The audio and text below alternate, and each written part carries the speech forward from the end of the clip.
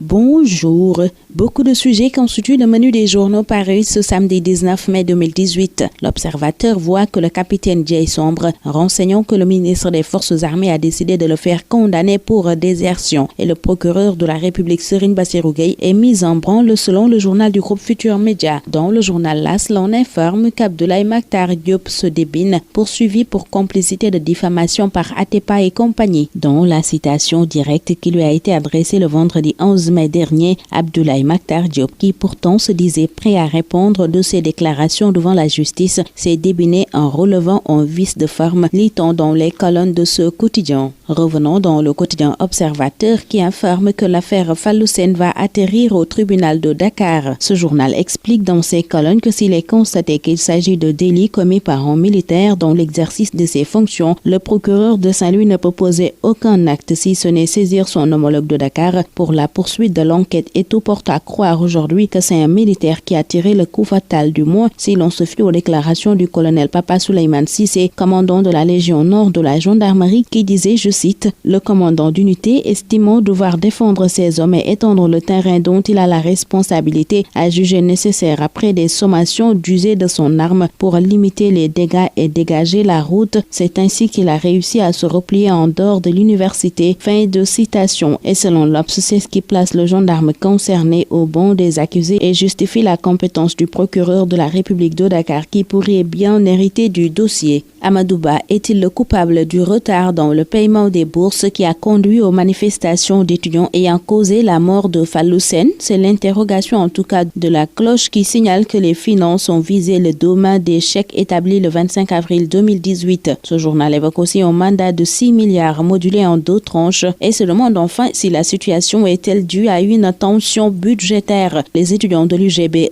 réclament la tête du recteur Baïdalaï Kane selon Walf Quotidien, où le PIT appelle le gouvernement à éviter le recours disproportionné à la violence. Dans Vox Populi, des religieux s'invitent dans la crise universitaire. Tierno Madanital soutient que si une affaire de bourse entraîne un mort, c'est une perte pour ceux qui revendiquent et ceux qui ont l'obligation de donner cet argent. Et pour Serigne Abdou Mbacké, nous devons mettre fin à cette tension car jeûner c'est se mettre en état de paix. Monseigneur Benjamin Ndiaye indique pour sa part qu'à chaque fois que par nos comportements nous introduisons des dysfonctionnements dans la société, nous sommes complices du désordre de notre société. Restons avec ce journal qui nous apprend que le gouvernement se défausse sur Ecobank suite au retard dans le paiement des bourses des étudiants du mois d'avril. Un document du ministère de l'Enseignement supérieur impute la faute à la banque à travers des chiffres et des dates, fait savoir ce journal. Dans le journal L'As, l'on revient sur le procès de Imam Ndao et compagnie et c'est pour nous apprendre que la défense a tiré hier sur le parquet et le doyen des juges d'instruction. Le quotidien signale les juges d'instruction sur la sellette de la défense au procès des présumés djihadistes. Et dans les colonnes de Libération, la défense des présumés djihadistes met à nu les légèretés du juge d'instruction et du parquet. Les avocats ont plaidé l'acquittement de tous les accusés et ils ont démonté l'accusation en dénonçant ce qu'ils appellent les légèretés du dossier, renseigne ce journal qui donne les détails à sa page 4.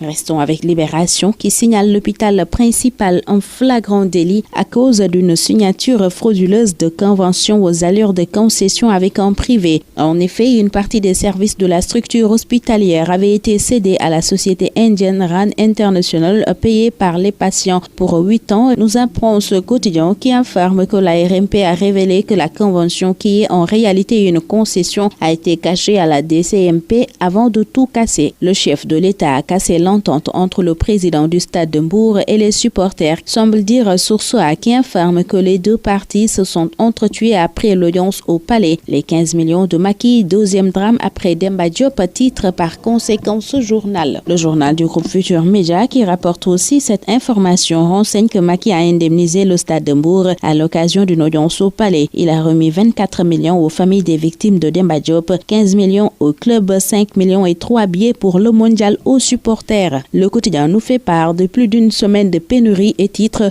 au-delà des délais. Ce journal nous apprend en effet que cela fait 11 jours que Bargny vit le calvaire de la pénurie d'eau. Dans ce journal, la SDO et la SONES affirment qu'elles n'ont pas dit 5 jours car cela va prendre du temps. Pendant ce temps, l'AS nous fait part d'une abondance de poissons à Kayar. De Kayar, nous atterrissons dans la tanière et c'est avec Stade qui explique pourquoi Cissé a zappé Djilo Santi Pape Seydou dans la liste des 23 lions en direction du mondial. Et dans Record, l'on retrouve le lion Dembaba qui dit tout sur la liste de Cissé, ses regrets, son inefficacité en sélection, mais aussi son avenir avec les lions. Et c'est sur cette note que prend fin ce tour des quotidiens. Très bonne lecture, excellent week-end à tous.